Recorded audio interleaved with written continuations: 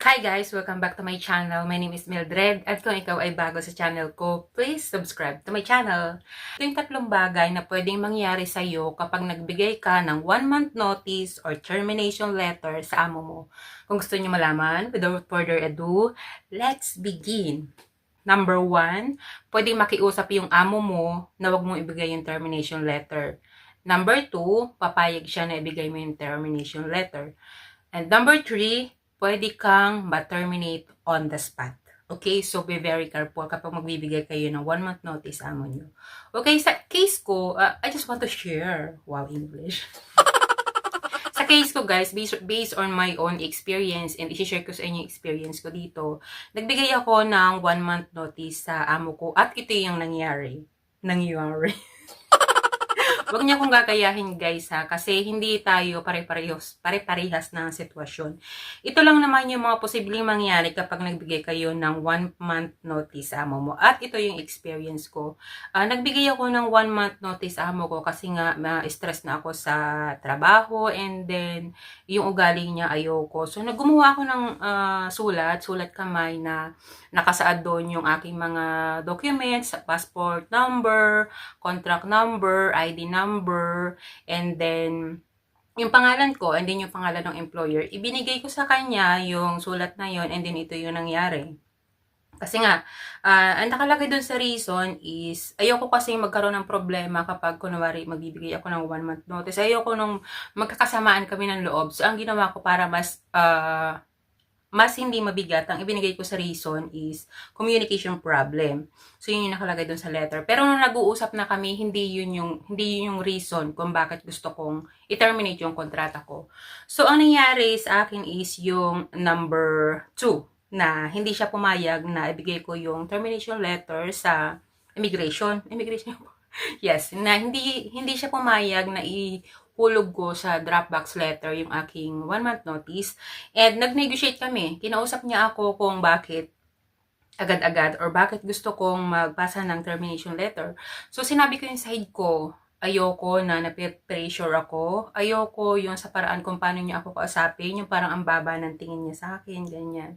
So, yun yung ayoko. So, nagiging honest lang ako. Lahat ng ayoko sinabi ko sa kanya. Kaya gusto ko magpasa ng 1-month notice. So, yun nga, prepare ako and ready ako na anytime pwede niya akong i-terminate on the spot. Kasi maraming nangyayari yan na kapag nagbigay ang isang kunyang ng termination letter or 1-month notice employer is inuunahan na agad. Ini-terminate on the spot ka. So, ready ako doon. Sabi ko naman, yung mga gamit ko naman, kunti lang din. And then, yung mga damit ko, kunti lang din. So, anytime na i-terminate on the spot niya ako, okay lang, madali lang mag-empake, ganyan. So, yung nangyari sa amin, share ko lang yung storya ko. No?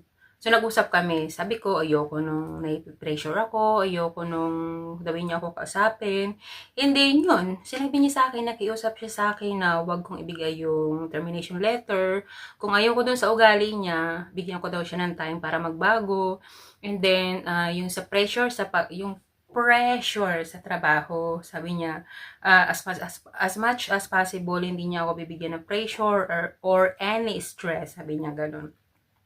So, sa pagkikipag-usap namin, sabi ko sa kanya talaga 100% gusto ko nang i-terminate yung contract kasi nga, yung pressure and then yung the way nga niya ako kausapin.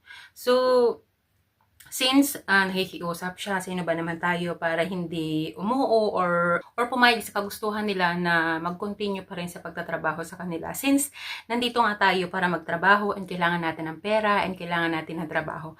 Pero kung just in case na pumayag naman siya na ihulog ko sa Dropbox letter yung aking termination letter, marami naman pwedeng applyan and marami namang nangangailangan ng katulong. So, napansin ko and naramdaman ko na sincere naman siya sa pakikiusap sa akin na magpatuloy pa rin ako sa pagtatrabaho sa kanila kasi nga kailangan nila yung katulong dito. And ako naman bilang isang kunyang, bilang isang OFW and dakilang kunyang, of course, kailangan naman natin ng trabaho. Kaya pumayag na rin ako na wag kong ishulog sa Dropbox letter yung aking termination letter. And, yung sabi niya na last chance daw na bigyan ko siya ng last chance na baguhin yung kanyang pag-uugali kasi nga yun yung ayaw ko. Kasi alam niyo naman guys talaga na big factor talaga yung ugali ng amo kapag nagtatrabaho tayo bilang isang kasambahay. Kasi nga yung trabaho kayang-kaya natin yan. Napaka-basic lang kapag nagtatrabaho tayo. Maganang trabaho, kapag kasundo mo yung amo mo, kapag mabait yung trato sa'yo, kahit madaming trabaho, kahit maraming trabaho, parang mas napapagaan mo yung trabaho mo kapag magkasundo kayo ng inyong amo. Okay, so yun nga, sabi ko nga sa kanya, pwede ako magtrabaho ng napakaraming taon, basta hindi ako nape-pressure or hindi ako nai-stress, kayang-kaya ko magtrabaho ng napakadaming taon, sabi ko sa kanya. Pero kung nai-stress ako at nape-pressure ako, no, hindi ko kaya magtrabaho na may pressure and yung pressure and then stress, ganyan. So yun, nagkasundo kami na yun nga, na-continue pa rin ako sa pagtatrabaho kasi nga hindi siya pumayag na ihulog ko sa Dropbox letter yung aking termination letter. So, yun, yung mga posibleng mangyari, tatlong bagay na posibleng mangyari kapag nagbigay ka ng 1 month notice or termination letter sa inyong amo. Pero magkakaiba tayo ng sitwasyon guys ha. Yung sa akin parang hindi naman siya masyadong worse. Kumbaga nasa gitna lang siya. Hindi naman, yung iba kasi sobrang worse kaya nagpapasa ng termination letter. Kumbaga parang mas kawawang kawawa. Kumpara sa akin, hindi naman talaga ako masyadong kawawang kawawa. Kumbaga nasa gitna lang ako. Kaya lang ayoko lang kasi yung sa ugali. Kaya gusto kong magpasa ng termination letter. So yung iba na mas mabigat yung kanilang problema, kaya sila nagpapasa ng termination, inidadirect na nila guys sa Dropbox letter para sa ayaw man o sa gusto ng employer, mateterminate yung kontrata within a month. So, yun. So, kaya ko naman pinadaan pa rin sa kanya kasi nga, tulad na sabi ko, hindi naman ganun kalala yung problema. Naisip ko rin na baka kapag mag-uusap pa kami, mababago pa yung sitwasyon. Kumbaga, may hoping pa rin ako na manenegotiate namin, mapag-uusapan namin kung ano yung problema.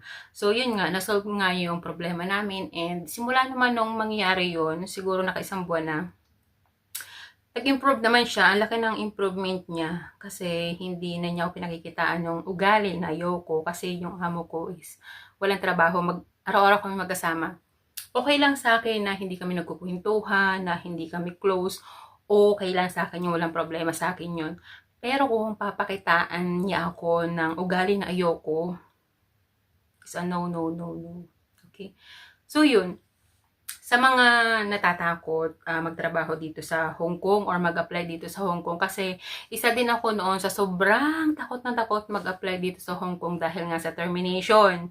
So, mag-try lang kayo guys, try our luck and mag-pray tayo kung ano yung magiging kapalaran natin dito sa Hong Kong. Kasi dito sa Hong Kong guys, ang kagandahan dito is napaka-fair ng batas dito. Pero huwag kayong matakot sa termination guys kasi walang talo doon. Kayo ang magbigay ng 1 month notice or kayo ang i-terminate on the spot, babayaran kayo. Walang problema doon. Kaya, huwag kayong matakot magtrabaho dito. Go, go, go lang. Try your luck, kagaya ko. Okay, so, sana may natutunan kayo sa in-share kong video and kung gusto nyo pa ng ganitong klaseng video, comment down below and I try my best para gumawa ng ganong video. Okay?